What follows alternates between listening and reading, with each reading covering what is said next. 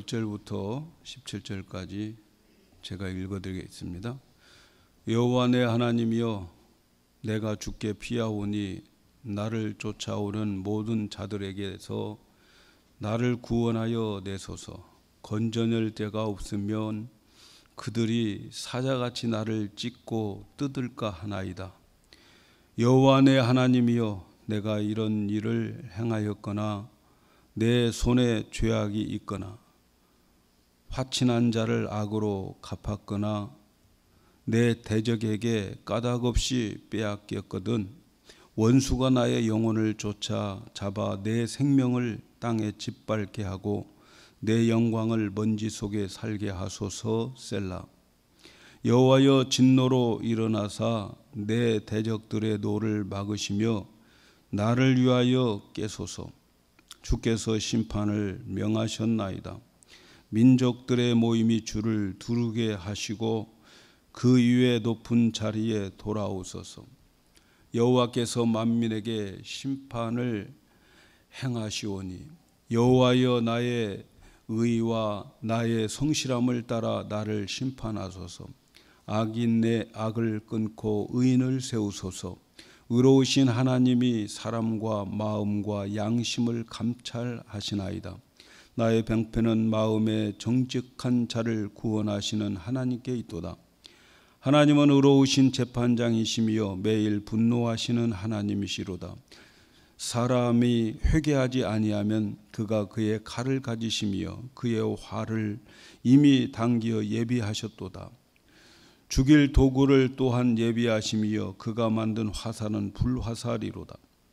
악인이 죄악을 낳으며 재앙을 빼어 거짓을 낳았도다. 그가 웅덩이를 판 만들며 제가 만든 함정에 빠졌도다. 그의 재앙은 자기 머리로 돌아가고 그의 포악은 자기 정수리에 내리로다. 내가 여호와께 그의 의를 따라 감사하며 지존하신 여호와의 이름을 찬양하리로다. 아멘. 할렐루야. 오늘은 억울한 자의 피난처, 이렇게 제목을 잡았습니다. 우리가 이 세상을 살아가면서, 특별히 신앙생활을 하면서 가끔 억울한 말을 듣거나 억울한 누명을 쓸 때 참 많이 있습니다. 그럴 때에 우리는 가까운 친구나 또 목사님이나 또 높은 분을 찾아가서 좀 호소하고 위로를 받으려고 합니다. 근데 오늘 말씀 7편에 보면은 성도의 억울함을 당할 때에 우리가 어떻게 할 것인가를 가르쳐 주고 있습니다. 오늘 우리 신앙생활 하면서 여러 모양으로 억울함을 당할 때 많이 있습니다. 억울한 누명을 쓰거나 억울한 말을 들을 때에 우리는 어떻게 주체할 수가 없습니다. 이럴 때 우리는 어떻게 해야 될 것인가, 다윗을 통해서 우리 함께 배워보기를 바랍니다. 이 시편 7편은 역시 다윗이 쓴 시다, 이렇게 기록하고 있습니다. 그런데 이 표제를 보면 베냐민 사람 구시의 말에 대하여 여호와께 노래한 시다, 이렇게 기록이 되어 있습니다. 다윗이 베냐민 사람 구시라고 하는 사람을 통해서 어떤 억울한 모함을 당하고 있을 때에 이 시를 썼다는 거죠. 억울한 일을 당했을 때에 우리는 분통이 올라서 막 어찌 주체할 수 없는데, 다윗은 그 억울한 소리를 들을 때에 이 시를 썼다는 거예요. 이 구시라고 하는 사람이 누구인지 구체적으로 나오지 않아서 알 수는 없어요. 그러나 구시가 속한 사람이 이 베냐민 지파에 속했다, 이렇게 말을 하고 있어요. 베냐민 지파에 속해 있는 사람이 누구냐면 이스라엘의 첫 번째 왕 사울 왕이 베냐민 지파에 속해 있는 사람이에요. 그러니까 이 베냐민 지파에 있는 사람들은 자기 지파의 왕이 이제 무너지고 다윗이 왕이 되었으니까 다윗을 당연히 싫어하게 되어 있죠. 베냐민 사람들은 다윗을 좋아하지 않아요. 아마도 이 굿이라고 하는 사람은 그래서 이 베냐민 사람 중에서 다윗의 친척이었든지 아니면 이 사울왕과 가까운 사이였다, 이렇게 짐작을 해볼 수가 있습니다. 지금 다윗이 자기 아들 압살롬에 의해서 쫓겨가고 있어요. 압살롬이 구테타를 일으켜서 왕을 쫓아내고 자기가 왕이 되고 있고, 이때에 다윗은 이 쫓겨나고 있는 그 모습을 베냐민 지파 사람들이 그를 보고 있었어요. 그 베냐민 지파 사람들이 다윗의 쫓겨나는 것을 보면서 다윗에게 온갖 말을 했는데 그 중에 한 사람이 굿이 아닌가. 그래서 다윗은 지금 아주 억울한 심정을 가지고 지금 이 시를 쓰고 있음을 보게 됩니다. 그래서 우리가 먼저 생각할 때에, 이렇게 억울함을 당할 때에 다윗은 어떻게 대처해 나갔느냐. 첫 번째 보니까 억울함을 당할 때에 다윗은 그 억울한 내용을 하나님께로 나와서 자기의 피난처를 하나님으로 삼았다 하는 내용이에요. 그래서 오늘 말씀에 보면은 억울함을 호소합니다. 그런 모함 소리를 들으면서 마음에 너무너무 속상하고 억울해서 하나님 앞에 나와서 하나님께 자기가 호소하는 내용이 오늘 우리가 읽은 말씀 3절에서 5절에 나와 있어요. 이 호소에 보면 아주 격렬하고 흥분된 어조로 다윗이 하나님께 호소를 하고 있어요.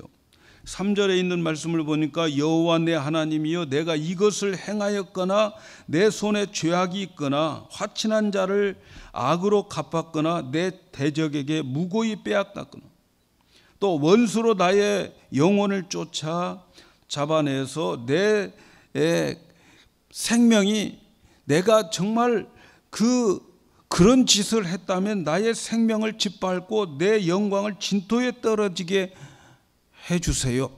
그렇게 자기의 억울함을 지금 호소하고 있는 거예요.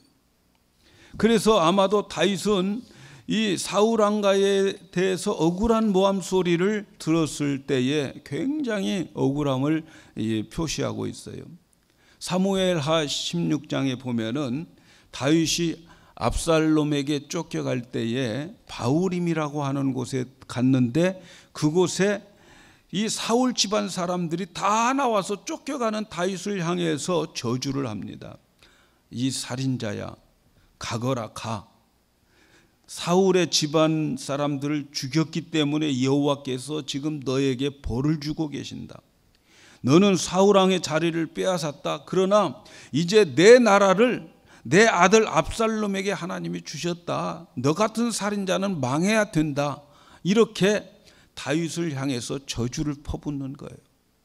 사실 다윗은 사울 왕을 죽이려고 하지 않고 얼마든지 죽일 수 있는 기회들이 있음에도 불구하고 안 죽였어요. 하나님의 기름 부은 종을 내가 손댈 수 없다고 해서 그래서 피해 다녔던 건데, 그것은 아랑곳 없고 그 사람들은 사울을 저주하는 거예요. 사울의 그 측근들이 너 같은 살인자는 망해야 된다.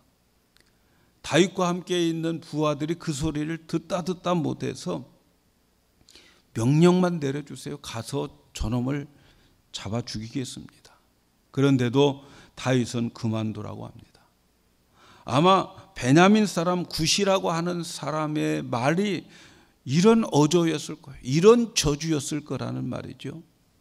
그러나 이러한 억울한 모함을 듣고 다윗이 어떻게 했습니까? 다윗은 오직 하나님께 나와서 자기의 마음을 쏟아놓는 것을 봅니다. 자기의 억울함의 피난처를 하나님으로 삼고 있었다는 거죠. 다윗은 하나님께 나와서 억울한 일을 당할 만한 일을 하지 않았다고 호소합니다. 하나님이여, 내가 이것을 행하였거나 내가 내 손에 죄악이 있거나 협약을 맺고 그것을 악으로 갚은 일이 있다면 원수들이 나를 쫓아와 나를 붙잡아서 나를 내 영혼을 잡아서 땅에 묻어버리게 해주시고 내 영광 땅에 티끌처럼 되게 해주시라고 호소하고 있는 거죠. 여러분, 우리가 여기서 배워야 할 것이 무엇일까요? 그것은 다윗은 온갖 모함을 당할 때 피할 곳은 이 세상에 없다는 거예요. 하나님밖에 없다는 거죠. 하나님만이 나의 모함, 나의 억울함을 하나님이 다 위로해 주시고 해결해 주신다는 거죠.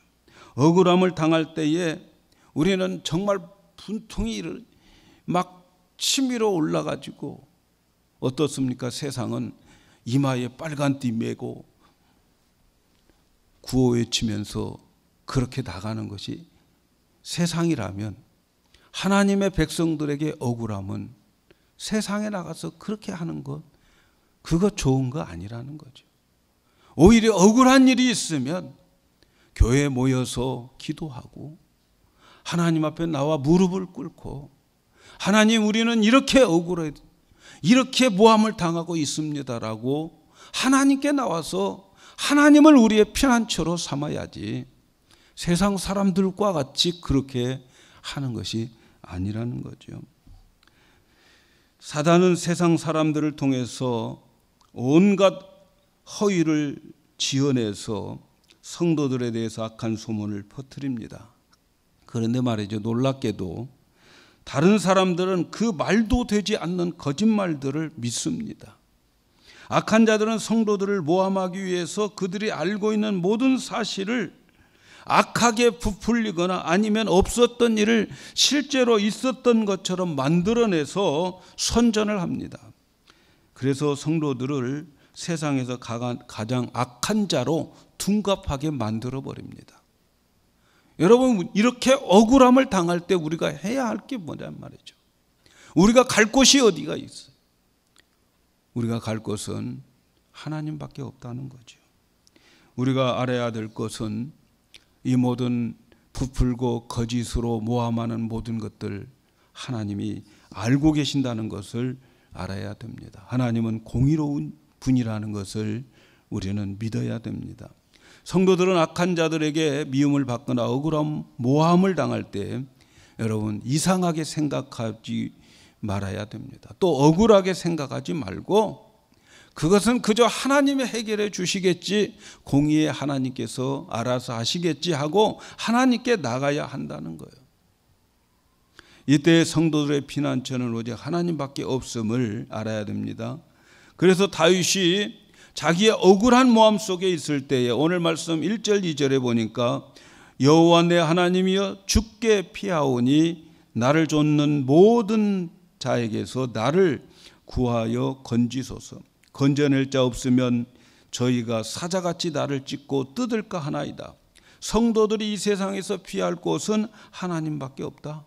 억울함을 당할 때에 하나님께 나가는 것이 가장 안전한 지대라고 하는 것을 우리에게 가르쳐 주는 거죠.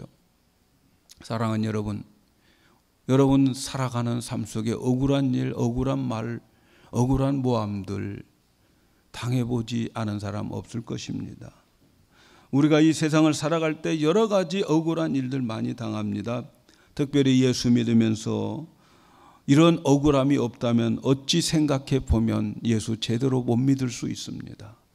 왜냐하면 성경은 경건하게 살고자 하는 자들에게는 핍박이 반드시 있다고 그랬어요. 핍박 없는 신앙생활은 잘하는 거 아닙니다.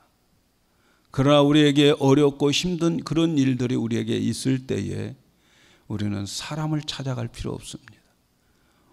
다윗과 같이 하나님을 자기의 피난처로 삼고 그분에게 나가야 됩니다. 두 번째 생각해 보아야 될 것은 하나님을 자기의 피난처로 삼을 뿐만 아니라 그 하나님을 믿어야 되는데 어떤 하나님을 믿어야 되냐면 공의로운 하나님, 정의의 하나님을 믿으셔야 됩니다. 성도들이 억울한 일을 당할 때에 다른 곳 갈 것 없고 하나님 법정으로 찾아가야 됩니다. 왜냐하면 하나님은 공의로우신 하나님이기 때문에 거기에는 억울함이 없습니다. 성도들이 의로운 일을 하고 있음에도 불구하고 시기하는 자들이 있어요. 억울하게 곤란을 당할 수 있습니다. 이럴 때 변명하려고 하면은 피할 수 있는 기회를 놓칩니다. 내가 억울한 일 당해가지고 그 억울함 때문에 그걸 변명하고 그것을 내가 속 시원하게 해결하려고 할 때는 하나님 피할 수 있는 그 자리를 놓쳐버리는 거예요. 그래서 하나님의 의로우신 재판장이 되어주지 않고 내가 해결하고 더 속상하고 더 상처만 받게 되는 거예요. 그러나 하나님께 우리가 피하면 그 하나님은 의로우신 재판장이 되어 주십니다. 그래서 오늘 말씀 11절에 보니까 하나님은 의로우신 재판장이시며 매일 분노하시는 하나님이시로다. 여러분 믿으셔야 돼요. 하나님은 의로우신 재판장이에요. 그러면서 그 의로우신 재판장께서 성도들의 억울함을 보고 매일매일 분노하고 있어요. 성도들이 억울함을 당할 때 우리 분노하지만 하나님은 더 분노하고 계신 것을 믿으시기 바랍니다. 다윗은 공의로운 하나님이 선인과 악인을 심판하시고 갚아줄 것을 믿었어요. 그래서 오늘 8절 9절에 보니까 여호와께서 만민에게 심판을 행하시오니 여호와여 나의 의와 내게 있는 성실함을 따라 나를 판단하소서. 악인의 악을 끊고 의인을 세우시고 의로우신 하나님이 사람의 심장을 감찰하시나이다. 성도들은 하나님의 재판의 승리를 확신하셔야 됩니다. 하나님은 의로우신 하나님이기 때문에 그래요. 그래서 다윗은 그 의로우신 하나님을 믿었어요. 의로우신 하나님이 사람들의 마음을 감찰하시고 계심을 믿었어요. 그런데 하나님께서 성도들의 억울한 일을 당하면서 그것을 보면서 매일매일 분노하고 계시는데, 근데 매일매일 분노하면서 심판은 늦어지고 있어요. 왜 악인의 심판들이 저렇게 늦어질까? 하나님 빨리 손 좀 써주셨으면 좋겠는데 하나님이 손 쓰지 않고 계속 질질 끌고 악인은 더 악하게 되어지는 거예요. 여기서 우리가 한 가지 기억을 해야 될 것은 하나님의 심판은 우리가 청구한다고 바로 되지 않는다는 거죠. 하나님께서 악의 세력이라고 해서 하나님 억울합니다라고 말할 때 바로 그 악인을 치시지 않으셔요. 그 이유가 뭘까요? 하나님께서는 악인들에게도 충분한 시간적인 여유를 주어서 그들이 회개하게 하거나 아니면 그들의 악이 더 악랄하게 해서 그 안에 있는 악들이 더 많이 세상에 드러나게 해서 누가 봐도 그 사람 심판에도 하나님 공정하다, 그 하나님을 보여주고 그 악한 자들의 악함을 보여주기 위해서 바로 즉시 하나님 악인 심판하지 않습니다. 하나님께서 악의 세력이 얼마 크지도 않았는데 심판해 버리면 어떻게 될까요? 그 사람들이 억울하다고 생각해요. 하나님, 우리 이제 돌아서려고 했는데 하나님이 너무 성급하게 우리를 쳐버려서 우리가 회개할 기회도 없고 돌아설 기회도 없다고 그들은 변명을 하는 거죠. 그런 식으로 핑계를 대는 거죠. 심지어 회개하지 못한 것도 하나님 탓으로 돌리게 되는 거예요. 그래서 하나님은 어떤 사람이 악을 충분히 행하고 또 충분히 시간을 주어가지고 회개하게 하든지 아니면 그 속에 있는 모든 악랄한 것이 다 드러나게 하십니다. 다른 사람이 보아도 그의 죄가 추악하고 더럽고 변명할 수 없는 악인 것을 보게 하는 거예요. 그러므로 성도들이 억울함을 당할 때에 낙심하지 말고 하나님께 호소했는데 왜 하나님 가만히 계시냐고 그렇게 따질 것 없어요. 그래도 우리는 하나님의 마지막은 승리하게 만든 거예요. 그러니까 예수 믿는 사람들은 역전의 용사들인 것을 믿으시기 바랍니다. 항상 해피엔딩으로 끝나는 것이 예수 믿는 사람들인 것을 믿으시기 바랍니다. 우리의 과정은 좀 힘들지만 끝은 해피엔딩으로 끝나게 되어 있어요. 그런데 하나님께서 우리가 하나님의 법정에 나의 억울함을 호소할 때에 하나님이 준비해 둔 것이 있어요. 악한 자가 아무리 날뛰어도 정의의 하나님이 정직한 자의 방패가 되어 주십니다. 하나님이 1분 1초도 하나님 자녀들에게 향한 하나님의 시선이 떨어지지 않고 지켜주십니다. 그런데 반대로 하나님은 악한 자들에 대해서는 매일 분노하시는 거예요. 그런데도 악한 자들은 분노를 못 느낀다는 거예요. 하나님 분노하고 계시는데 그들은 분노를 못 느껴요. 하나님은 분노만 하시면 그 성도들은 답답하죠. 하나님 화를 왜 화만 내시고 속으로 알고 계시면서 가만히 계실까? 가만히 두는 이유 말씀드렸잖아요. 꼭 기억하시기를 갈 때까지 가도록 하고. 그들이 악한 자들은 거의 미친 상태에서 발악을 하기 전까지 모든 사람들에게는 다 악으로 안 보여요. 선전술이 참 많이 들어가요. 그래서 최후의 순간에 그들의 진짜 악한 모습을 보게 하는 거죠. 그 대신 준비해 놓은 게 있어요.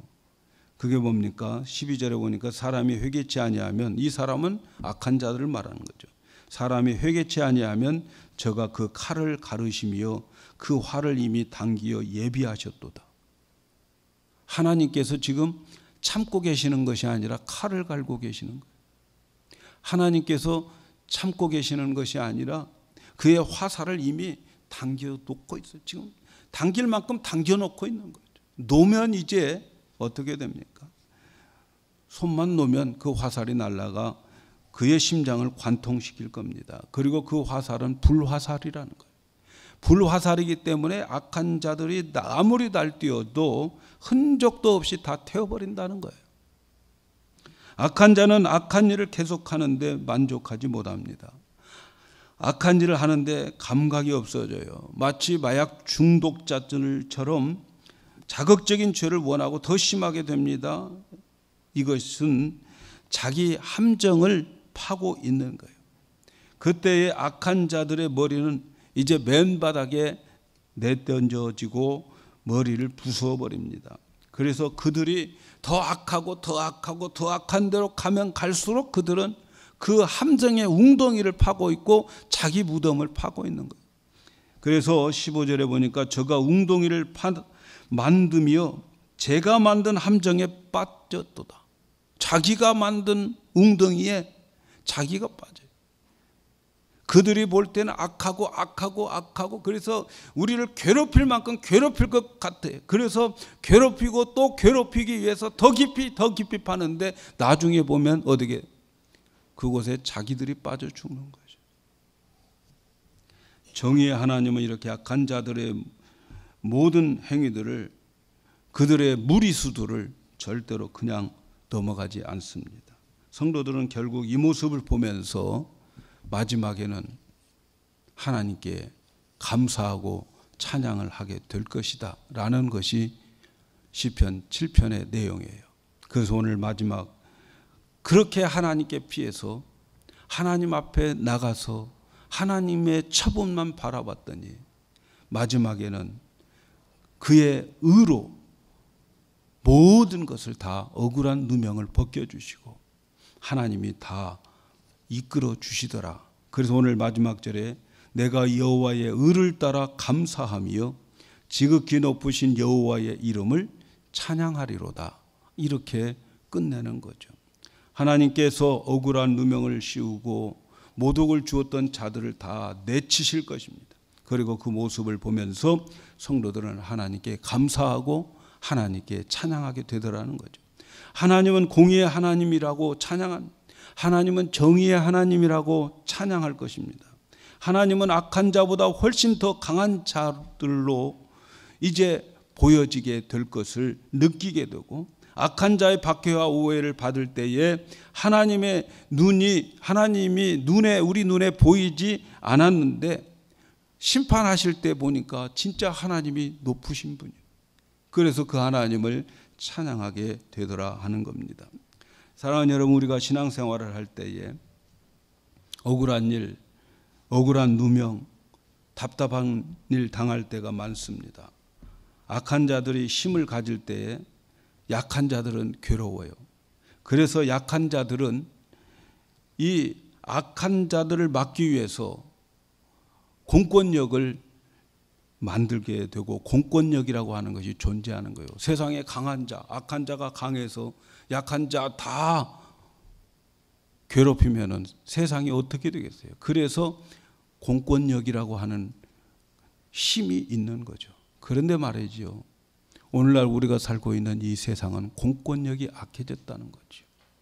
공권력이 악해졌어요. 공권력을 가지고 있는 자들이 악해졌어요. 그래서 성도들은 더 억울하고 더 힘든 그러한 세상을 살게 되는 거예요. 국가의 공권력을 가진 자들이 악할 경우에 성도들은 얼마나 많은 피해를 보고 괴롭힘을 당하는지 몰라요. 오늘날 우리가 살고 있는 이 모습이 그런 거죠. 국가의 공권력이 너무 강해져 가지고. 그래서 이제 성경을 없애자는 거죠. 성경 중에서도 창세기 없애자고 하는 사람들이 많아요. 왜냐하면 창세기에서 동성 결혼에 대한 반대가 거기에서 나오니까. 창세기 없애자. 성경 없애자. 세상은 믿는 사람들이 더 어려울 때가 되어지고 있습니다. 전도하여 영혼을 구해야 되는데 전도 못하게 하잖아요. 사실 전도하면 법으로 걸려요. 그래서 전도도 못하게 하는 거예요. 그러나 우리는 마음을 지키고 신앙을 지켜야 됩니다. 억울한 자의 피난처는 정의의 하나님인 것을 믿으시고 세상이 아무리 악하고 날뛰어도 하나님 보고 계십니다. 하나님은 그냥 넘어가지 않을 것입니다. 그리고 그들을 위해서 칼을 갈고 계시고 활을 당겨두고 계십니다. 날마다 날마다 분노하시면서 그들을 보고 계십니다. 여러분, 우리가 신앙생활을 하면서 억울한 일 당한다고 절대 망하지 않습니다. 왜냐하면 억울한 자의 피난처는 하나님이기 때문에 그런 거죠. 우리는 공의의 하나님, 정의의 하나님을 믿고 오늘 또 마음을 지키고 믿음을 지키면서 인내하면서 묵묵히 하나님을 피난처로 삼으셔야 됩니다. 그러면 반드시 하나님께 우리는 감사하고 그분을 찬양할 때가 분명히 오게 될 것입니다. 다윗이 그렇게 억울함을 당했어요. 그리고 그는 하나님을 피난처로 삼았어요. 사람들에 대항하지 않았어요. 그런데 마지막은 하나님께서 그 보는 앞에서 전부 그 대적들을 물리치고 다시 회복시켜서 왕의 자리로 돌아오게 되는 거예요. 그러나 그 어려운 기간을 통과하면서 다윗은 하나님의 사람으로 만들어지는 거예요. 오늘 우리들에게 어렵고 힘들고 그런 여러 가지 모함된 소리를 들을 때에 하나님은 보고 계시고 하나님은 지켜주시고 방패가 되어주시고 계십니다. 그러나 그 가운데 우리의 믿음은 더 부쩍부쩍 자라게 되고 나중에 하나님께서 그 모든 시험을 통과하고 나면 우리는 점도 흠도 없는 아주 순결한 예수의 신부로 만들어지게 될 것입니다. 그래서 그런 것이 있어도 여러분 참으시고 하나님을 피난처로 삼아서 이와 같은 다윗과 같은 노래를 부를 수 있는 저와 여러분 되기를 주님의 이름으로 축복합니다.